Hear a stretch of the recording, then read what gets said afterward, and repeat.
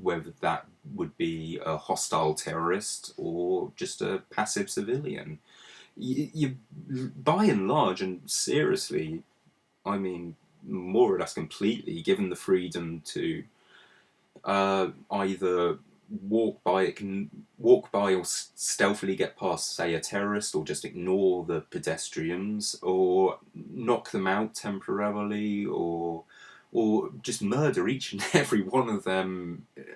By and large, it, but it's. I think that's, even though I'm sure you have the freedom to take that last option. I think it's testament to the quality of this game that at no point playing it was I ever tempted to go onto a Grand Theft Auto style killer fun within the two cities, and that reminds me a little bit of LA Noire. I'm not even sure if you can do that in LA Noire, and to be fair, I've not tested it out in Deus Ex, but I reckon you could just go around and kill pretty much every character in those cities. But the fact that I was never tempted to do that, I think that speaks volumes about how drawn into this game and its stories and its characters that you are. You feel every decision you make has consequence. When you're playing a Grand Theft Auto game, and I love the Grand Theft Auto games. I've been playing them since the original top-down 2D game. But when you go on a killing rampage in that game, you don't feel consequence other than you're going to get an extra star on your police wanted meter. But with a game like Deus Ex or indeed LA Noire, you feel like there's a real consequence to every action that you take, and that even though it's all an illusion, these people in this world are just AI constructs, they're just lines of code, essentially. Uh, you feel, you have a responsibility with those characters, and so I think it's a testament that I never felt tempted to go on to that GTA bang bang bang you're dead grenade boom 5 stars awesome kind of experience. Uh, but not only does the game excel in that respect as well, but it's also got a really thought-provoking narrative. Much like, really, the previous two games, Deus Ex has always had, from the beginning, a deep, thoughtful, hard sci-fi, often political plot. And Human Revolution is no exception. And I'd say, actually, in terms of plot, I'd say it's my favourite out of the three. It basically explores into great detail the whole concept of human augmentation, which is to upgrade your body with technology. Uh, in the original Deus, in this game, it's physical upgrades. So if you could replace your arm with a mechanical kind of construct, biomechanical.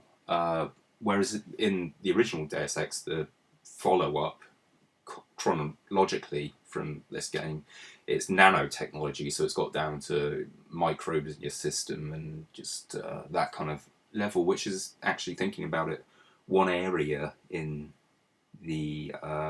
Human Revolution where they've kind of taken the technology back from what we saw in the original game, as opposed to improving it. Uh, but it really helps with the plot, I think, because these physical aspects are so much more noticeable, and it's so much more visually supporting the idea of modifying your body rather than things you can't necessarily see that well, as in the original Deus Ex.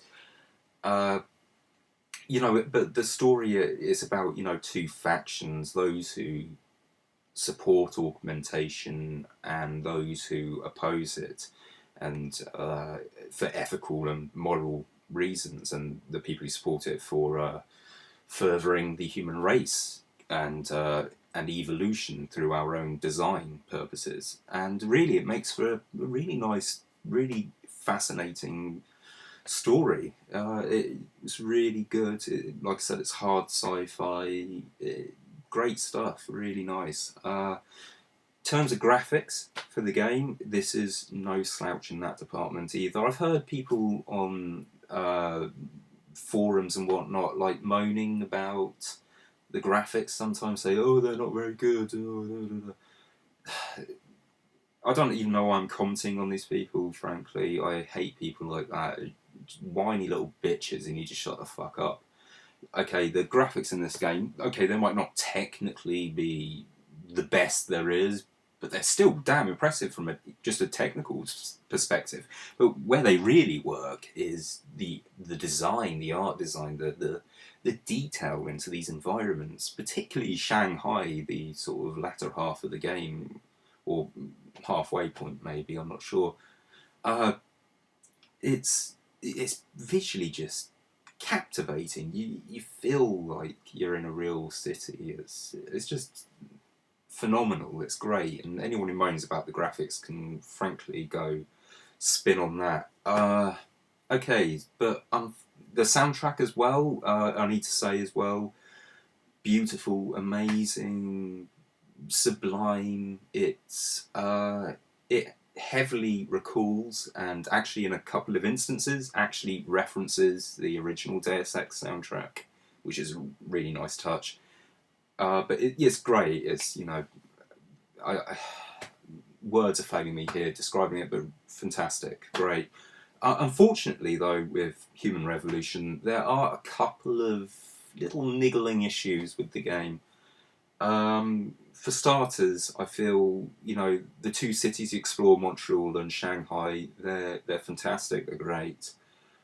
But you know, and I heard that during pre-production or early production of this game, plans were for there to be 4 cities rather than 2, 4 city hubs.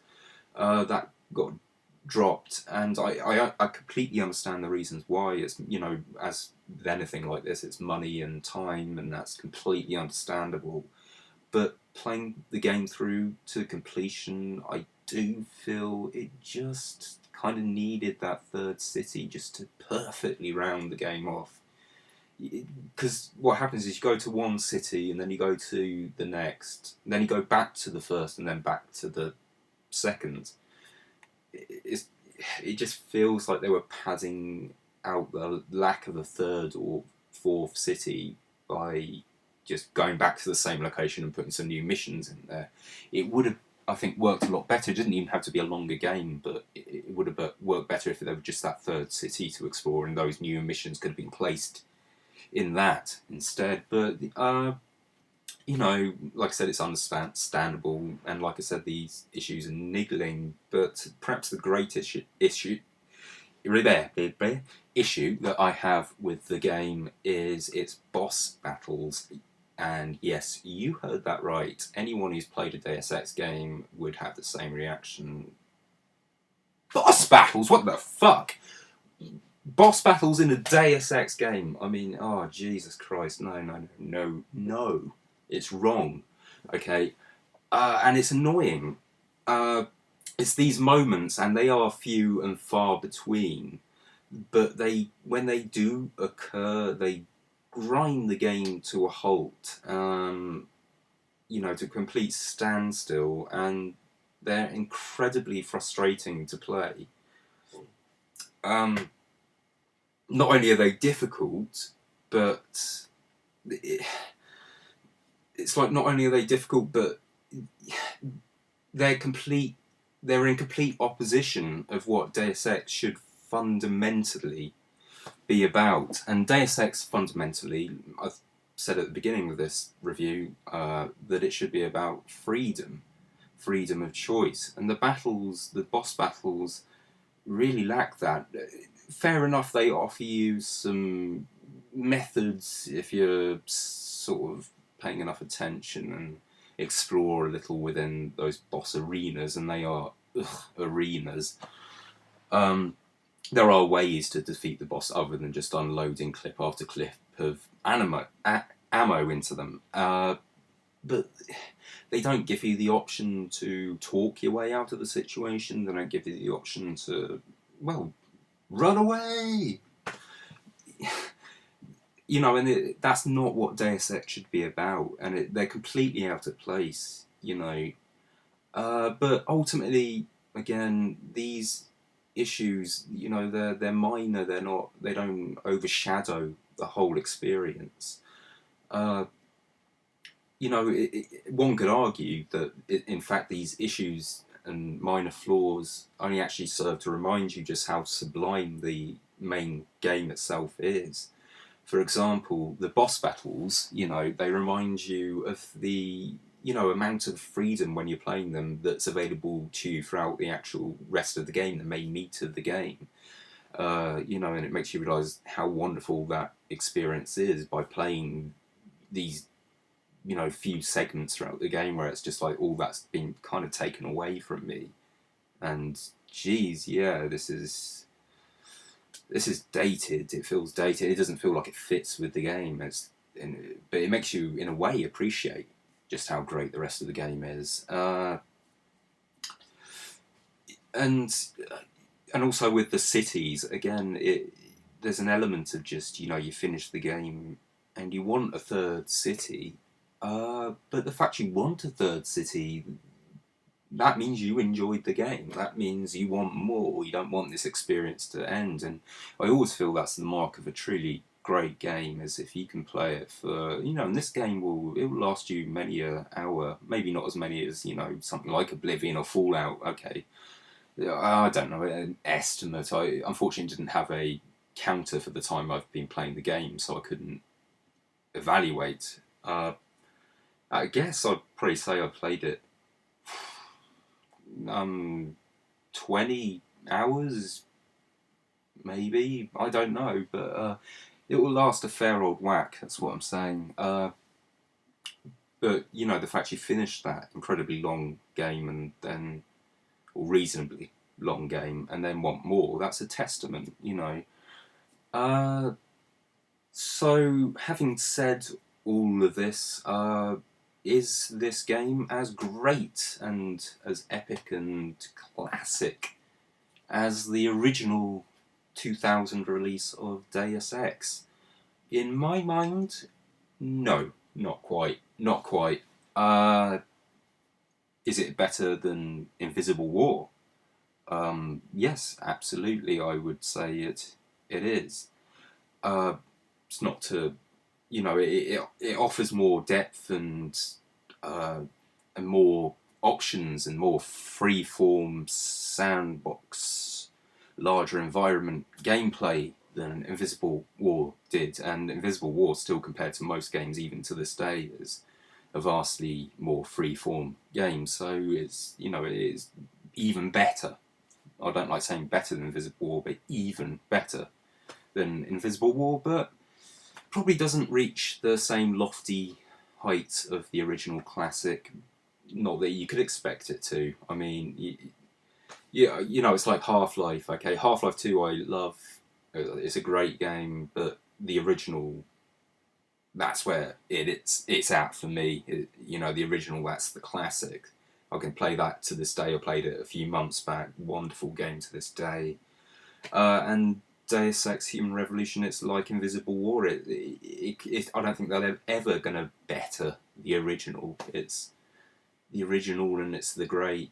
But this is a completely worthy follow-up, even more so than the, and I'll admit, slightly underwhelming Invisible War. And I'll be darned if this isn't a strong contender for Game of the Year. So, overall rating, that's getting 5 out of 5 ridiculously oversized air vents. Thank you very much.